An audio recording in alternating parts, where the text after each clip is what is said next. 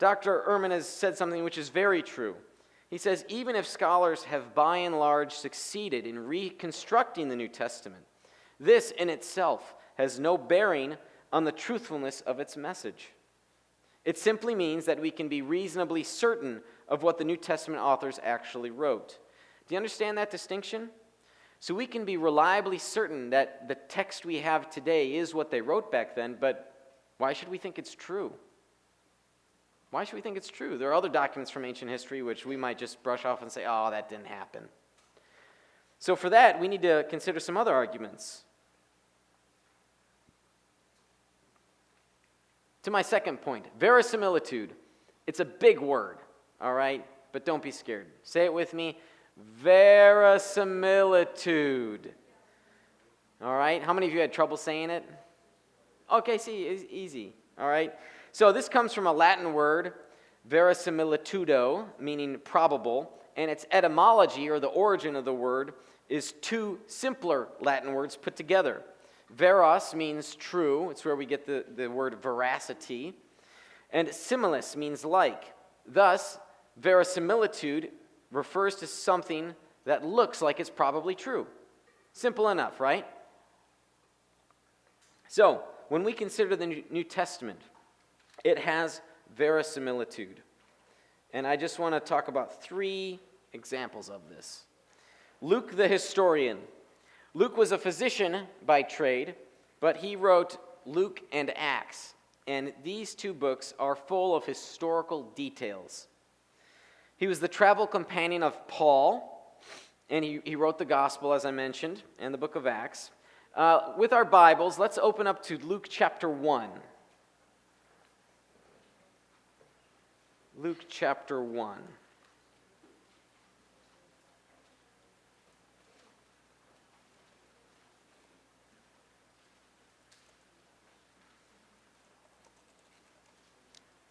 Matthew, Mark, Luke, if you're trying to skim through there.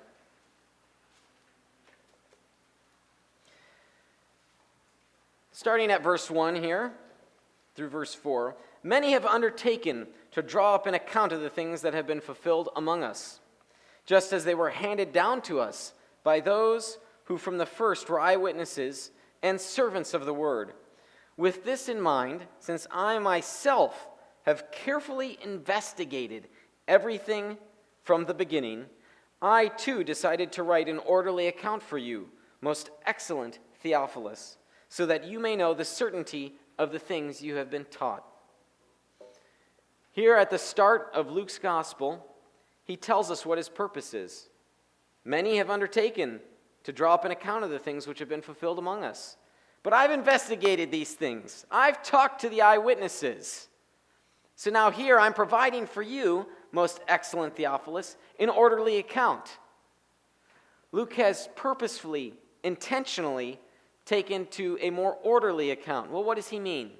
Well, some scholars believe, for example, that Matthew's gospel doesn't necessarily carry a strict chronology, that some of Jesus' teachings may be woven together to create a narrative, but it's not a rigid history.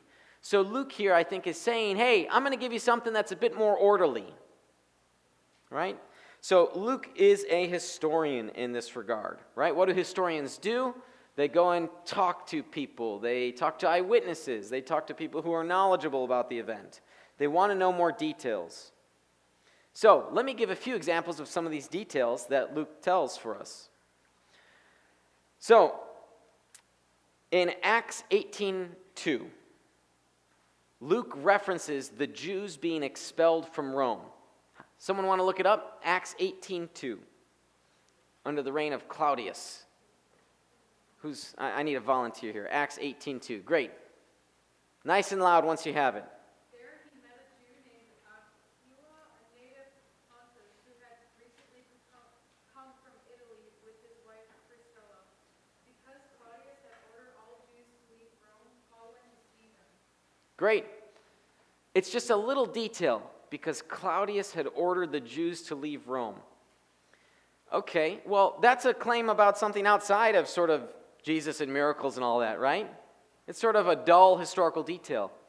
But guess what? There's an ancient historian named Suetonius. And here's what he wrote. He published this work in 121 AD. This is Suetonius, not a Christian. He wrote a work called The Lives of the 12 Caesars. Since the Jews constantly made disturbances at the instigation of Chrestus, he, that's Claudius, expelled them from Rome. So here we have an extra biblical source confirming what Luke has written. That's pretty neat. But guess what? This happens many times in the book, throughout the book of Acts, that Luke has referenced some event which we can confirm from other sources. All right, places. So Luke talks about events, historical events. He talks about historical places. Luke lists 32 countries, 54 cities, and 9 islands without a single mistake. But here's where it gets even better. Sometimes these cities had been lost to us.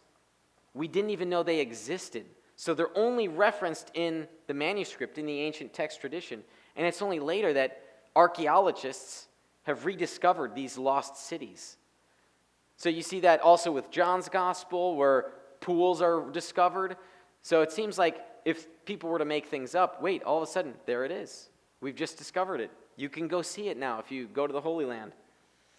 Okay, so Luke's got events, he's got places, and even has persons: Pontius Pilate, Herod the Great, Sergio Paulus, Gallic, Felix, Caiaphas, Ananias, Gamaliel, etc. He mentions these figures. But what's also cool is he doesn't just mention these figures, he mentions their titles, the positions of authority that they had. Acts 13:7, Acts 16:18, Acts 16:35. Praetors and lictors, or what we would call magistrates or officers. He gets this right every time. You'd think maybe if some guy didn't know what he was talking about, he may have made some mistakes, some slip-ups. When Luke says he has taken the time to investigate, he is a reliable source. It's really neat to see. Also, he refers to Herod as a tetrarch. So in Matthew's gospel, Herod is a king, which is sometimes an informal claim, but Herod was not Caesar. He was not a king. So Luke, in this regard, gets the formal title correct as a tetrarch. So that's neat to see. Time and time again, Luke shows himself to be intimately familiar with events, places, and people. Okay, Paul's letters. The letters that Paul wrote to different churches, these carry verisimilitude as well. In fact, if you read some of Paul's letters, you see there's some pretty messed up people in the world, kind of like our world today. In 1 Corinthians, you've got a stepson who's having relations with his mom, his stepmom. It's not a cool thing. Pretty messed up stuff. This is the sort of thing you just wouldn't put in there if they were making this up, trying to prop their religion. These are also embarrassing details at the same time. But let me say more about Paul's letters.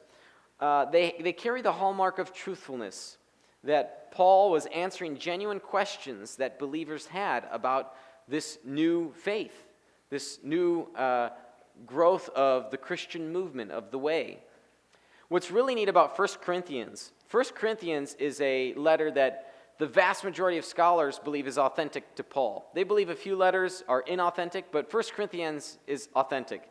And chapter 15 carries what is arguably the earliest Christian creed. If you wanted to start a religion, you want to teach people simple beliefs about your faith. What is it that happened at that event 3 years ago? Oh, well, here's what happened. And you come up with a rhythmic pattern of remembering things. For example, we have the Lord's Prayer, right? That's easy to remember. We have the Apostles' Creed, right? These creedal statements. In 1 Corinthians 15, we have the earliest Christian creed. So that's also an example of verisimilitude, that this resembles reality. Finally, let me talk about embarrassing details. These are important because, again, if you wanted to make something up, if you thought, hey, Jesus died, but man, that's a bummer. Why don't we tell people that he just rose from the dead, even though he didn't? All right, imagine you're the disciples. This is called the Passover plot theory.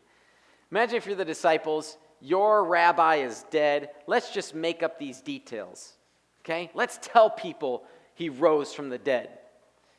Okay, so they get together and say, okay, hey, Matthew, you write an account.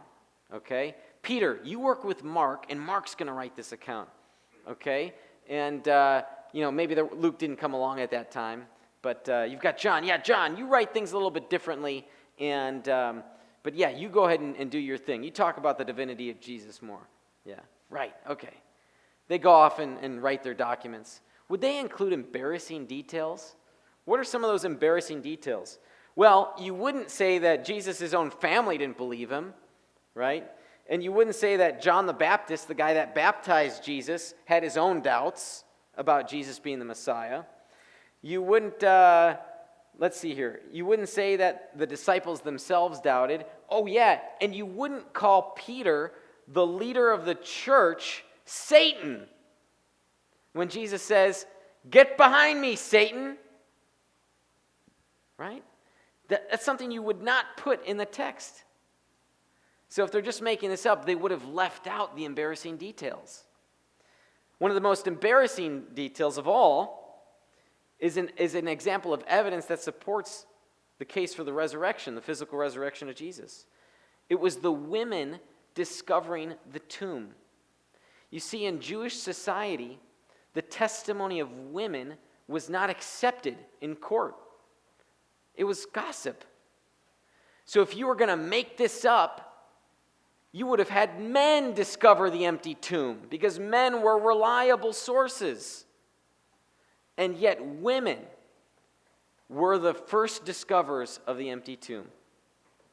Craig Keener, who's a wonderful New Testament scholar, he's written, "The witness of women at the tomb is very likely historical, precisely because it was so offensive to the larger culture, not the sort of testimony that one would invent." That's a hugely embarrassing detail, and yet there it is. So we have these examples of verisimilitude. We have so many more examples, and we have so many other instances in which the Gospels are shown to be historically reliable documents. I simply don't have enough time with you. We should do another seminar someday, and I could spend 8 hours going through this stuff with you guys. It's really great material, and I want to encourage you to study more. Okay, so is the Bible reliable? Accounts of eyewitnesses. So we did transmission, we did verisimilitude, TVA, accounts of eyewitnesses. The gospel accounts are based on eyewitness testimony or written by someone who knew the eyewitnesses. Okay? Eyewitness testimony or someone who knew the eyewitnesses. Papias was a church father, and we have his writings preserved secondhand through a church historian named Eusebius, who wrote a work called Ecclesiastical History, sometimes more simply called Church History. And here's what we have. Papias wrote, Matthew wrote the oracles in the Hebrew language, and everyone interpreted them as he was able. Matthew issued a written gospel among the Hebrews in their own dialect, while Peter and Paul were preaching at Rome and laying the foundations of the church. Now of Mark, he says this, with regard to Mark's gospel, Mark, having become the interpreter of Peter, wrote down accurately, though not in order, whatsoever he remembered of the things said or done by Christ. For he neither heard the Lord nor followed him, but afterward, as I said, he followed Peter, who adapted his teaching to the needs of his hearers, but with no intention of giving a connected account of the Lord's discourses, so that Mark committed no error, while he thus wrote some things as he remembered them. Luke, the companion of Paul, this is from Irenaeus, who is also a church father. Luke, the companion of Paul, recorded in a book the gospel preached by him. And Irenaeus wrote of John's gospel. John, the disciple of the Lord, who also had leaned upon his breast, did himself publish a gospel during his residence at Ephesus in Asia. So here an early church father even tells us the city in which John wrote his gospel, from Ephesus. Right? So we have this external evidence. We also have internal evidence. Here's what I mean by internal evidence. The manuscripts themselves. Some might think that the Gospels are anonymous. You may have heard, well, we don't really know who wrote the Gospels. Well, the manuscripts themselves all bear the names of the people to whom we give them credit. The earliest manuscript we have, that's the complete manuscript, says the Gospel according to Matthew, the Gospel according to Luke, Gospel according to Mark, Gospel according to John. Okay? There's not a single complete manuscript that does not have that. So that itself bears an early testament to who the authors were. So, because of that, we know that because of the external evidence and the internal evidence, and of course there's a whole lot more I'd love to go through with you guys, we can know that the Gospels are based on early accounts, eyewitness or people who knew the eyewitnesses, their accounts. And that shows the reliability. So let's recap here. Transmission, the text has been faithfully preserved over the centuries. Verisimilitude, it speaks of real places, it speaks of real people doing real things. And the accounts, it's based upon the eyewitness testimony of people who saw or lived alongside Jesus and his earliest followers. So that's why we can be certain that the Bible is reliable. Now, again, I know I've just dealt with the New Testament this evening, and there's all sorts of things we could say about the Old Testament as well, but when we consider the reliability of the New Testament, you might think it sort of falls in line then. If the New Testament's reliable, then the early Jewish community obviously gave credence to the Old Testament, and therefore we should as well. So you might just infer from that, hey, if the New Testament's reliable, so is the Old Testament.